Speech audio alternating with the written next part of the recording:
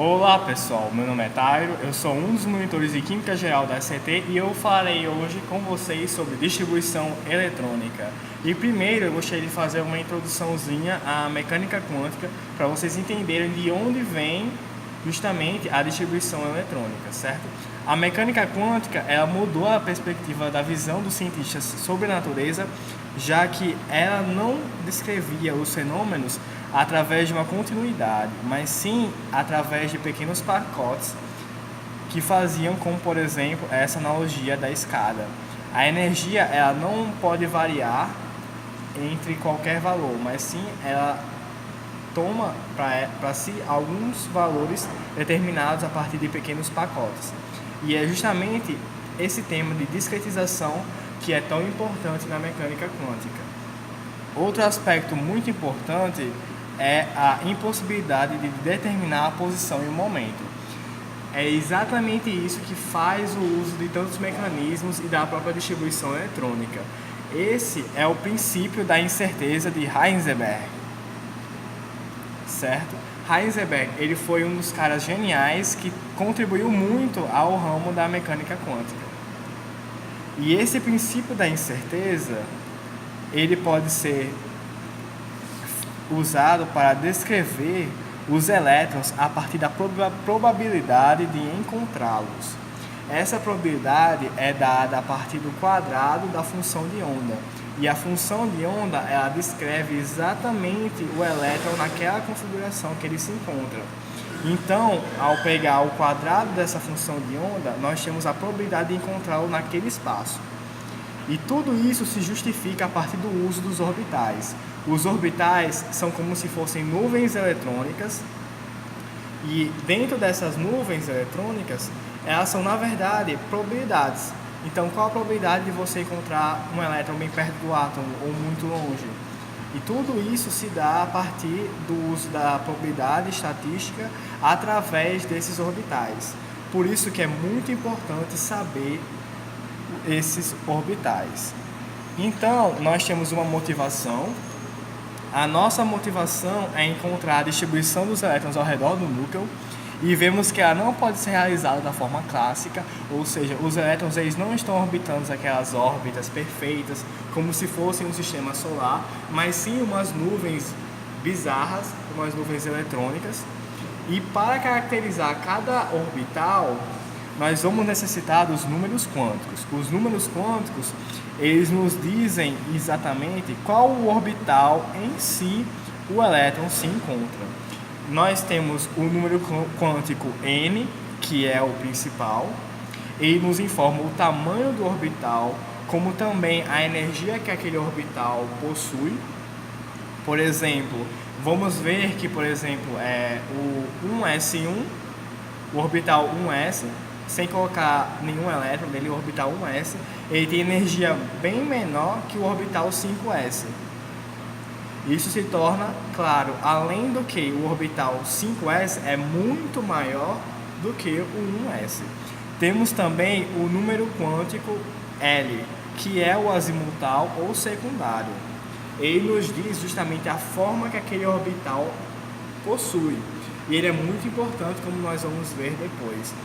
A forma ela pode ser simplesmente uma esfera. Essa esfera corresponde aos orbitais S, certo? Eu irei desenhá-las aqui com vocês. Essa esfera, o S, corresponde apenas a uma esfera, ok? O P corresponde a como se fossem uns halteres, certo?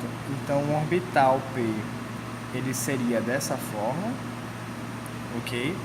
Um orbital D, ele é mais complicado, certo? E é até mais difícil de desenhar, então eu não me aventurarei. Mas com certeza vocês encontram nos livros. Temos também, além das formas, a orientação no espaço. A orientação no espaço é dada pelo número m, que é o número magnético.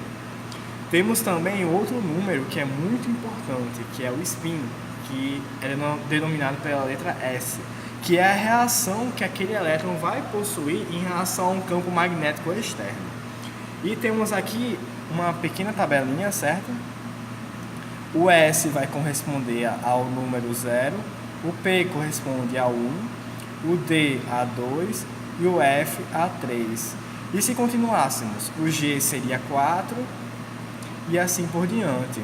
Esses números 0, 1, 2, 3 correspondem aos nós. Nós são pontos em que a probabilidade de você encontrar é nula.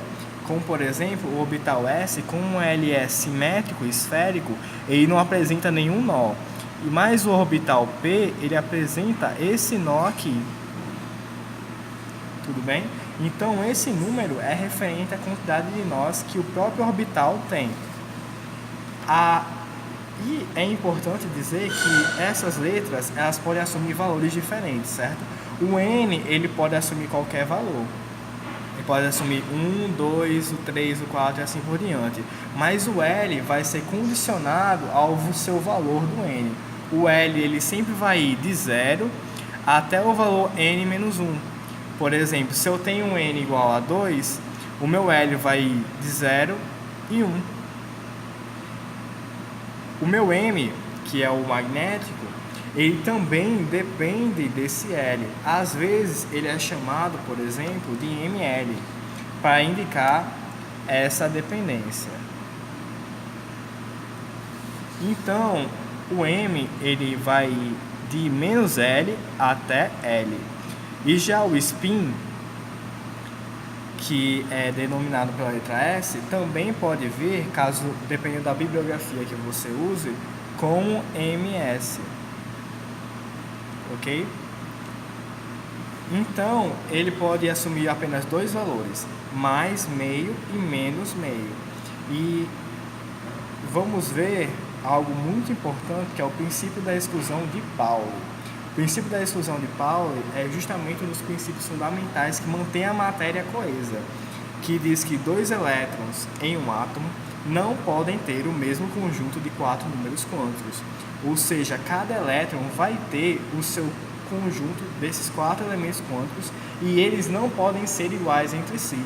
Isso justifica, por exemplo, de que, por exemplo, se eu tivesse um átomo de neônio que tem 10 elétrons, que nós veremos, o átomo de neônio que ele apresenta 10 elétrons, se eu tivesse esses 10 elétrons num orbital apenas, que seria o orbital 1s, eu vejo que as únicas configurações eletrônicas são N igual a 1, L igual a 0, M igual a 0 e spin igual a mais 1 meio e menos 1 meio. Eu observo também que se eu tivesse 10 elétrons, com certeza alguma dessas configurações ou as duas iriam se repetir várias vezes, o que pelo princípio da exclusão de Pauli é impossível. Vamos ver também outras coisas bem interessantes, que temos que fazer todas essas distribuições eletrônicas para encontrar a configuração eletrônica de menor energia. E a menor energia é algo muito importante em química, que está diretamente relacionado com a estabilidade. Quanto a menor energia o elétron tiver, mais estável ele vai ser. E devido aos efeitos de blindagem que os elétrons eles têm em relação uns aos outros, os orbitais de uma mesma camada, de um mesmo N, vão ter energias variáveis. Por exemplo, o 4s vai ter energia menor que o 4p, que vai ter energia menor que o 4d, que vai ter energia menor que o 4f. Vamos ao que realmente vai ser utilizado na distribuição eletrônica, que são as duas regras. A primeira regra é justamente o princípio de exclusão de Pauli. Adicionar elétrons, um após o outro, porém não colocando mais de 2 em nenhum dos orbitais, porque 2 em cada orbital vai ser justamente, um vai ter um spin e o outro vai ter outro. E todos os números quânticos deles vão ser iguais, exceto pelo spin. Então, qualquer terceiro elétron iria repetir uma dessas duas configurações. Então, justamente, quando eu preencho o orbital com 2 elétrons, eu tenho que seguir para o próximo. O outro, que é a regra de Hund, é se mais de um orbital em uma subcamada estiver disponível, adicione elétrons com os spins paralelos, ou seja, todos os elétrons assim, spins paralelos aos diferentes orbitais daquela subcamada até completá-la, antes de emparelhar 2 elétrons em um dos orbitais, colocando os spins contrários. E algo muito interessante é que a distribuição eletrônica ela está presente na tabela periódica, ok? Temos aqui os elementos representativos que estão nesse cantinho aqui e nesse canto aqui, que eles justamente, devido às suas distribuições eletrônicas terminarem no S, eles são metais alcalinos e alcalinos terrosos, e devido às distribuições eletrônicas terminarem no P, eles podem ser, nesse caso, metais, metalóides ou não metais. E, no fim, aqui, os gases nobres. Depois, dependendo da tabela que você pegue, o S estará junto com o D, certo? Então, os lantanídeos e actinídeos, eles estão geralmente nessa parte aqui da tabela periódica. Eles, justamente, os lantanídeos e actinídeos terminam em F. Os metais de transição, eles terminam em D, certo? E é isso de teoria por hoje, certo? As tendências de distribuição estão diretamente presentes na tabela periódica e determinam as propriedades dos materiais. Por exemplo, o jeito como a nuvem eletrônica ela se comporta em um metal pode fazer com que ele seja mais suscetível a perder elétrons, ou então ele seja mais ou menos um metal nobre, que seria o caso do ouro ou a prata, que se oxida muito dificilmente. O nosso exercício proposto é realizar a distribuição eletrônica do arsênio, de número atômico 33. O arsênio de número atômico 33, eu irei escrever aqui, eu tenho o arsênio, o número atômico 33, significa o que esse número atômico? O número atômico, denotado pela letra Z, em um átomo neutro, também corresponde ao número de elétrons presente, ok? Em um átomo neutro, já que as cargas positivas e negativas são iguais. Vamos lá. O diagrama de Linus-Pauling é uma ferramenta essencial para você realizar a distribuição eletrônica, certo? Então, eu colocaria aqui 100 pão. 100 pão dá fome. 100 pão dá. E aqui embaixo, 100 pão. Vou colocar os números, certo? Eu tenho aqui o 1, 2, aqui 3, aqui 4, aqui eu coloquei o 5 e faltou o 100 aqui, né? Acho que aqui também tem um F aqui. Vamos colocar aqui o 6.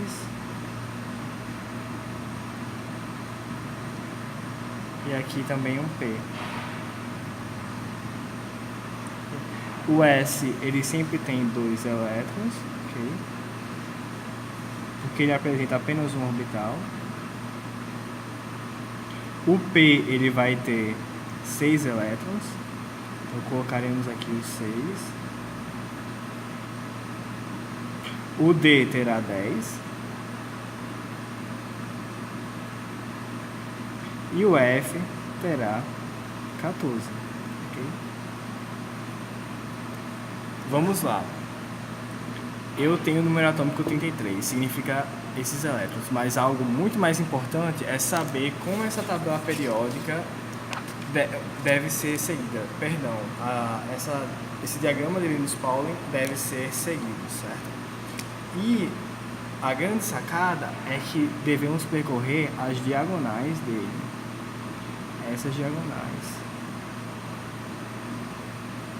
E isso dará ao átomo a configuração de menor energia.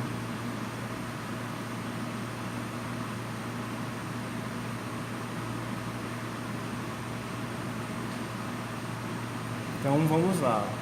Em seguida, se torna uma tarefa bem simples, que é apenas contar.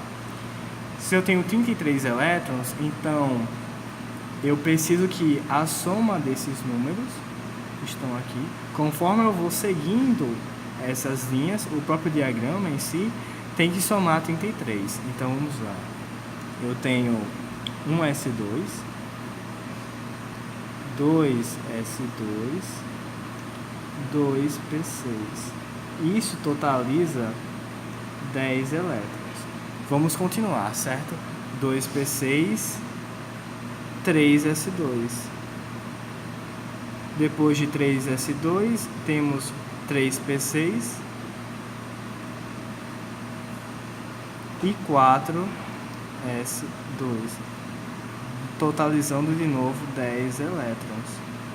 Eu vou seguindo a tabela aqui embaixo, mas lembre-se que pode ser também na mesma linha. Depois de 4S2 vem o 3D10, totalizando 30 elétrons. E agora eu colocarei os restantes, certo? Eu tenho 3D10, então ficará 4P3.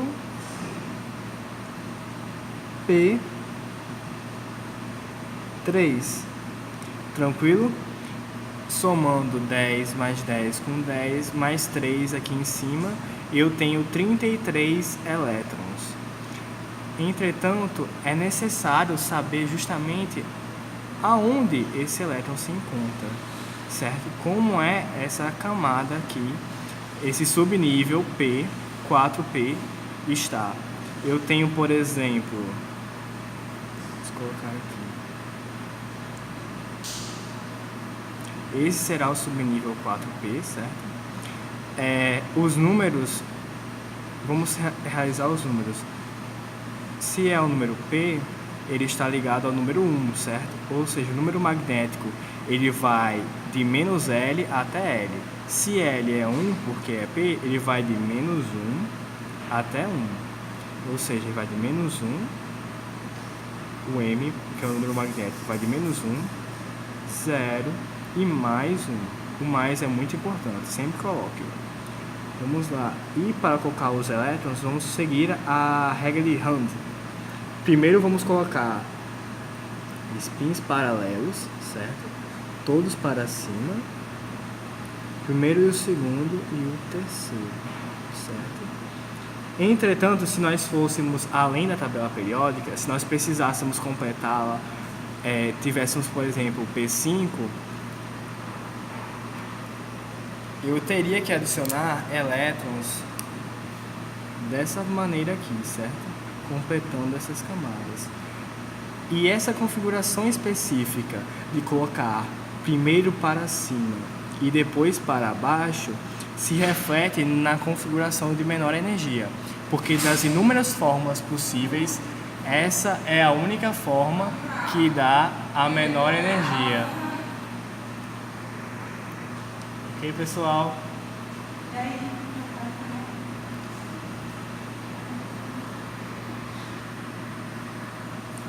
Agora, pessoal, eu vou dizer, por exemplo, esse elétron do 4P3, todos os números quânticos dele, certo? Ele está no número principal 4, ok? Qual é o azimutal dele? Como é um orbital P, corresponde ao número 1. O número magnético dele será o número que ele está aqui em cima, certo? Que seria, no caso, mais 1. E o spin dele, eu colocarei aqui mais 1/2. Então, é assim que se caracteriza um elétron, certo? Tendo esses dados, você sabe exatamente aonde ele está e qual é a configuração que ele se encontra. Uma observação muito importante é que ser mais 1/2 ou menos 1/2 depende muito da bibliografia utilizada, certo? Então sempre consulte o seu professor para saber se a convenção que ele usa é o do mais 1/2 ou do menos 1/2. Então é isso, pessoal. Espero que vocês tenham gostado. Não se esqueçam de curtir, comentar e compartilhar. E também do mais importante, que é estudar. Até a próxima!